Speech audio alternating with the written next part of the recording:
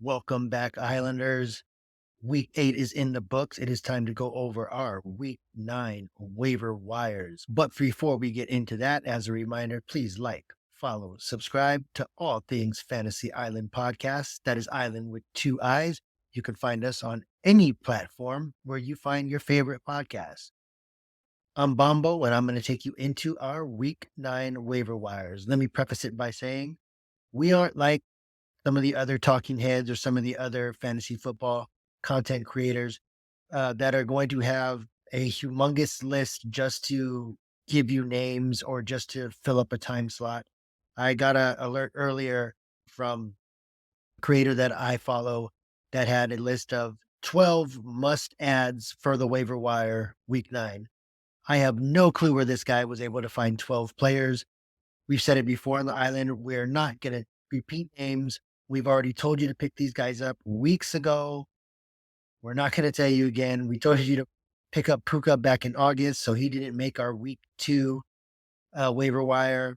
That's just one example. We're going to go over fresh names every week. Remember, we follow the motto, it's better to be early than late. So let's get right into it. Week 9 waiver wire pickups are a little bit slim. We're getting to that point of the year where you can get who you want to get. It really doesn't matter your waiver position. Some of your league mates are pretty set on their rosters, but you are more likely going to have to pick up somebody due to injury, due to unforeseen circumstances with bye weeks. A little note to future players: check your bye weeks when you're doing your drafting and when doing your trades. You don't want to be stuck with your RB1, RB2, wide receiver one, all on the same bye week. That's clown shoes. That's amateur. We're going to start with Will Levis, Tennessee Titans quarterback. I mean, this guy came out and threw a perfect game. Brought back DeAndre Hopkins to the end zone. Made everyone in Tennessee forget about Ryan Tannehill, at least for one Sunday afternoon. This is the starter going forward. But don't get swindled by this performance that he just put on, because it was against Atlanta. And just to keep it in perspective, I saw PJ Walker do the same thing last year against Atlanta. So he's definitely somebody that you should pick up if you were some poor sap that was starting Tannehill for some reason, or if you just lost Kirk Cousins and your quarterback waiver wire in your league is a barren wasteland. You can do worse than Will Levis. Pick him up. Just don't expect him to drop 40 every game. Our next week 9 waiver wire pickup, running back Zach Charbonnet from the Seattle Seahawks. If you follow the Seattle Seahawks, or if you've ever had any piece of the Seattle backfield in the past 5-6 years, you know that Pete Carroll gets his other running back involved towards the end of the season. We've seen him do it with Chris Carson, Kenneth Walker, Rashad Penny. These are all guys that didn't start off the season as the guy and eventually were in a timeshare with the guy, leading to the guy getting taken over. I expect Zach Charbonnet to get plenty of run going into the back half of the season. He's a good pass catcher. He runs hard. And best part, if you pick up Zach Charbonnet, because you have a spot on your bench where you can stash him, if Walker was to go down for any reason, Zach Charbonnet is a league winner as a potential workhorse. Pick up Zach Charbonnet. Same with the running back position. An old name in a new place. Playoff Lenny, Leonard Fournette, just got a job. Fresh off the couch, straight to Buffalo, New York, as the Bills have signed Leonard Fournette. Let him get his feet wet on the practice squad a little bit. Let him get those carries. But my gut tells me I fully expect him to probably take over the Latavius Murray role. There's no way that anybody can convince me in 5 days of practice per week that Latavius Murray is outshining Leonard Fournette on the practice field.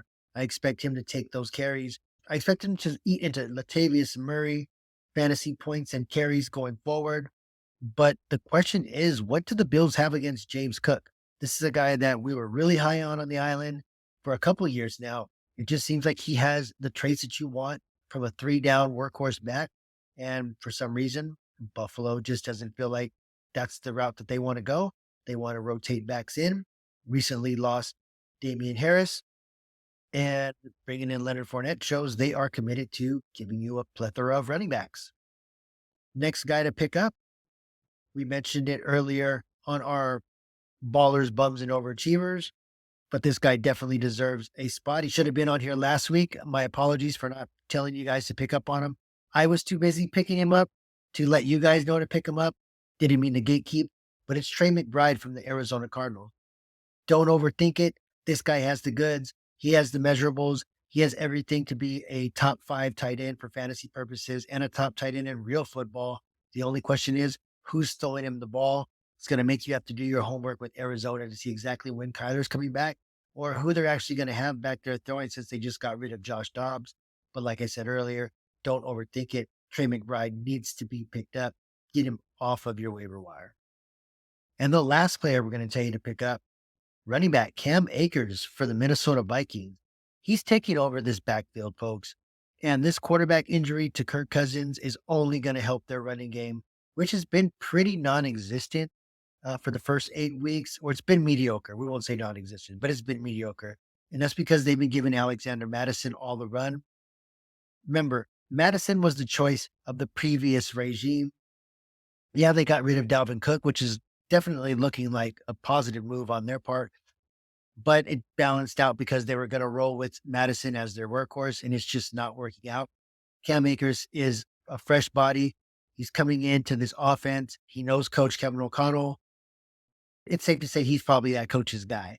He's definitely getting the run like it. He's getting the more fantasy-friendly touches, and he's getting the goal line work. Most of all, he seems a little bit more elusive than Madison because sometimes it looks like when Madison gets hit, he's not going to get back up. So I would say this backfield is shifting. And if you're going to pick up a guy, you want to pick up a guy that's going to be on the right side of a backfield shift. That's Cam Akers. Pick him up. We know that in deeper leagues, the running back position, especially on the waiver wire, is a desert.